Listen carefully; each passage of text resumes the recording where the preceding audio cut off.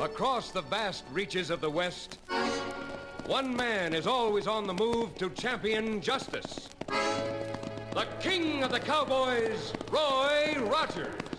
Come on, Trigger, let's travel.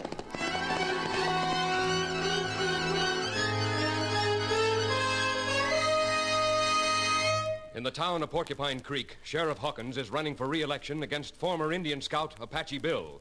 Inside the Half Moon Cafe, Hawkins and Apache meet. Hawkins, the job of sheriff needs an honest man. Hold on, Apache. Not somebody who lets Harrison and his gang break the law. I like Harrison. He's backing me in the election. Who's backing you? The best a man can get. Roy Rogers, the king of the cowboys. The king of the cowboys? As Apache turns to go, there's a scuffle in the cafe. A shot is fired. A mirror shattered, and Matt Cooper lies on the floor with Roy Rogers standing over him. Quiet! Quiet! What's all this? Sorry, Sheriff. Matt pulled a gun. That true, Matt? Roy sneaked into my place last night and shot up my cattle. What? It's 'cause I'm backing you for sheriff, and Roy wants me to vote for Apache. You sure it was him? He was dressed like he is now, except he wore a mask. Quiet! Simmer down! Roy, I got another complaint. George Ferris says you tried to burn down his bunkhouse. And you were wearing a mask then, too. All right, tell them to press charges. I can prove it wasn't me. Oh, they don't want an arrest. But they figure Apache picked the wrong hombre to back him for sheriff. A masked marauder. Later, Hawkins is at home talking to a man dressed exactly like Roy, except for a mask. He's Scott Harrison. In the next room is Betsy Turner, a little orphan girl.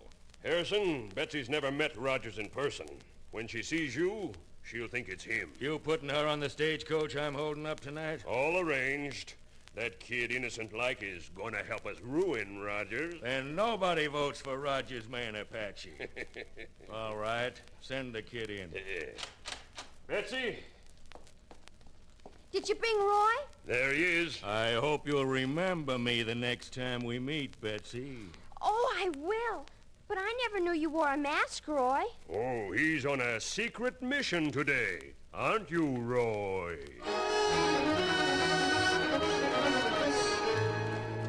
The next day, Roy and Apache ride along the trail. And it's easy to figure, Roy. Matt Cooper and Ferris are Harrison men, and they're trying to make... Wait a minute. Posse riding toward us. It's Hawkins. Rogers? Yeah? The stage was held up last night going to Canyon City. The driver killed. Which Harrison man is going to swear I did it? Got a surprise. Betsy? She was the only passenger. Betsy, who did the killing? He did it. Roy Rogers. Me? Please, give me back my little gold ring. It was a present from Daddy, and... Let's get him now! Oh, wait! Sheriff, don't let him get Roy here. Put him in jail. I couldn't believe those other charges, but I know little Betsy has no reason for lying. Rogers, you're under arrest for murder. Looks like we're gonna uncrown a king.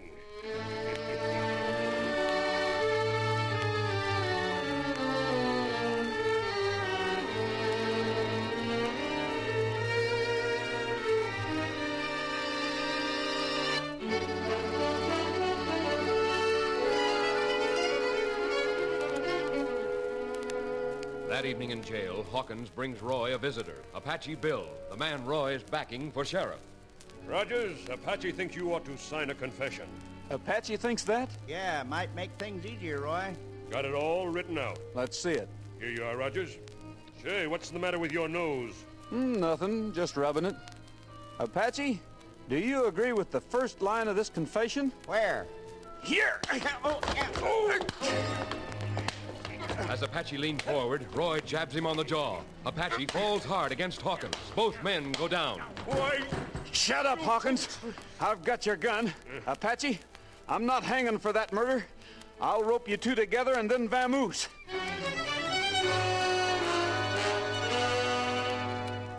2 miles from Porcupine Creek is an old log cabin. Come on, Trigger boy. Come on there, fella. Inside is Scott Harrison and Matt Cooper. Harrison, your scheme has been working like a charm. Yeah, but it's time now to burn the clothes and the mask. Hey! It's Rogers. All right, put those clothes on you wanted to burn. What? And the mask, too. At the jailhouse, Hawkins frees himself and Apache. A milling crowd gathers out front. From their mood, it looks like the Harrison gang has done a good job in ruining Roy's reputation. Apache, it was a bad idea having Rogers backing you in this race. Maybe I ought to tell the crowd I'm quitting. Yeah, and tell them what you think of Rogers, too. All right, everybody. Quiet, everybody. Quiet. Go on, Apache. Folks, I'm going to tell you about the king of the cowboys. And right now, Go on, Apache. there he is coming down the street. There he is. The crowd turns to see Roy holding a gun on two other men. What's that you got there, Roy? A polecat and a rattler. Listen a minute. You all know Matt Cooper, but now meet this man who's dressed like me.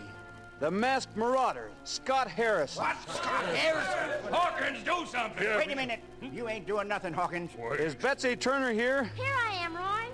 Betsy, I'm Roy Rogers. This other man dressed like me is a bad hombre.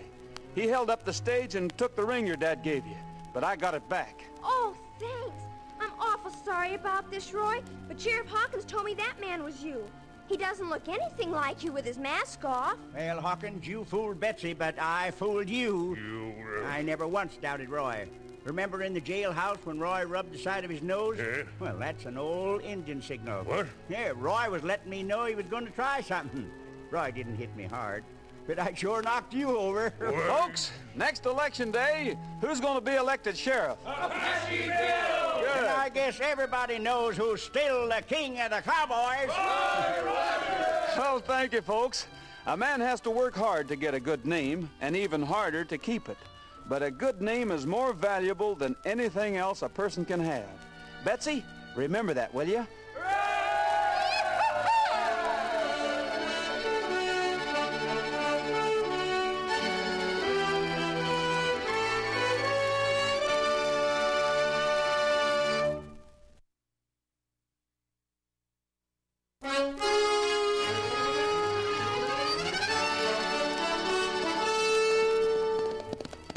The staccato hoofbeats of a golden palomino, carrying a man who fights wherever justice needs a champion. Whoa, whoa, Trigger, easy boy. The king of the cowboys, Roy Rogers.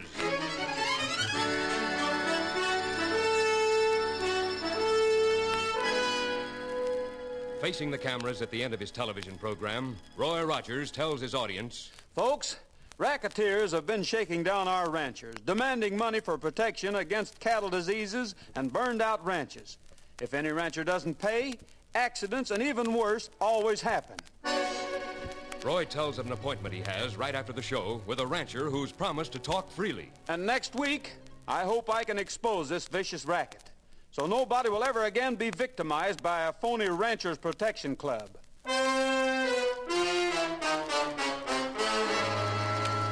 The television show is over, and Roy walks down the studio corridor. A shot.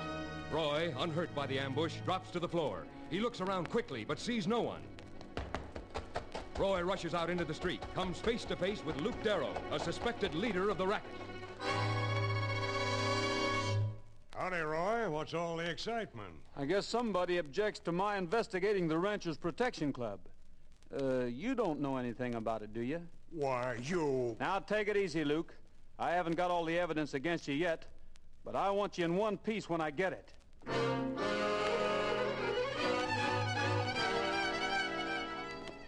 As Roy approaches the ranch owned by Tom Manners, the man who has promised to talk, he senses trouble.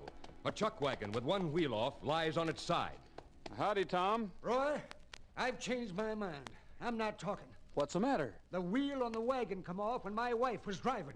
She's hurt bad. Somebody loosened that wheel because I refused to pay protection money. But our whole case depends on you, Tom. If you don't talk, we're licked. I'm sorry, Roy.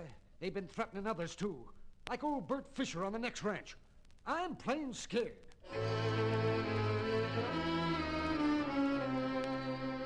Roy asks Tom Manners not to make up his mind for good until they've spoken to Rufus White, a leading rancher in the county.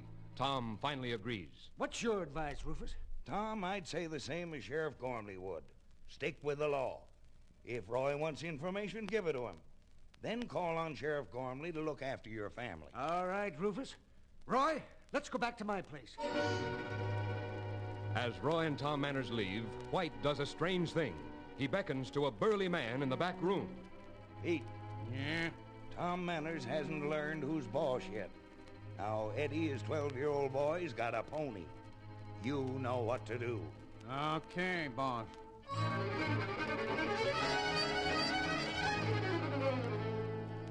When Roy and Tom reach the ranch, Eddie runs up to them. Dad! Well, what is it, son? My pony Ginger, he's just been shot. He's dead. It's them. Those racketeers. Take it easy, Eddie. Everything will be all right. Roy, I'm scared. Just like Bert Fisher's scared. No one can stop him. You can't. Sheriff Gormley can't. I'm not talking, Roy. I'm giving in to them. I'm joining their Ranchers Protection Club.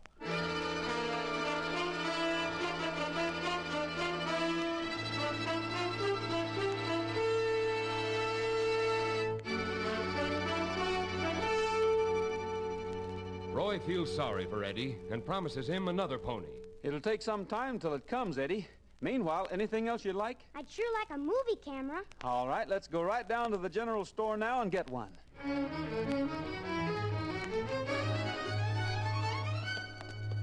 On their way back, camera in the saddlebag, Roy and Eddie pass old Bert Fisher's ranch. As they approach, unnoticed, a disturbing scene meets their eyes. An argument between Fisher and Luke Darrow. Darrow is threatening Fisher. Roy has a sudden inspiration. Drawing back into the shadows for concealment, he scribbles a note. Eddie, deliver this note to Sheriff Gormley. Hustle, real quick, will you? Roy pulls out the camera, crouches low, and takes pictures. Darrow raises his gun butt to slug Fisher, forcing Fisher to hand him a roll of bills. Still unseen, Roy slips into the house. A minute later, the front door opens. Rufus White comes in. White, what brings you here? Just visiting.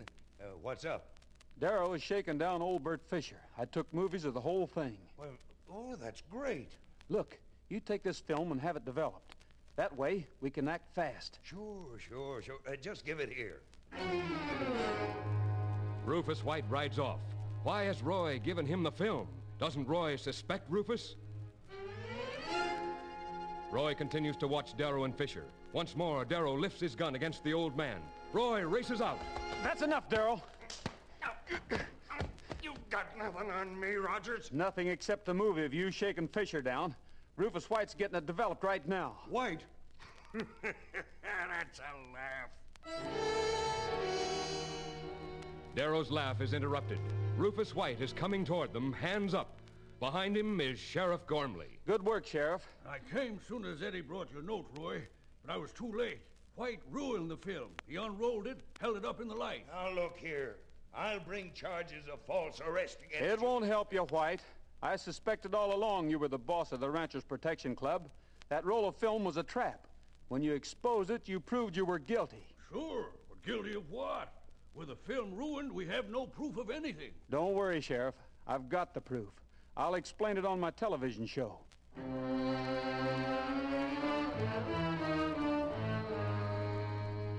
Television friends, first, I want you to meet Eddie Manners. Hello, Pa. Hi, Ma. Glad you're feeling better. You read the story in the newspapers, except for one point. I did not give Rufus White the film and the camera. I gave him an extra roll I had bought. All Rufus ruined was blank film. That's right. Roy kept the film with the pictures on it. And now, folks, you're going to see the film that will convict the vicious racketeers who tried to shake down decent, hard-working ranchers.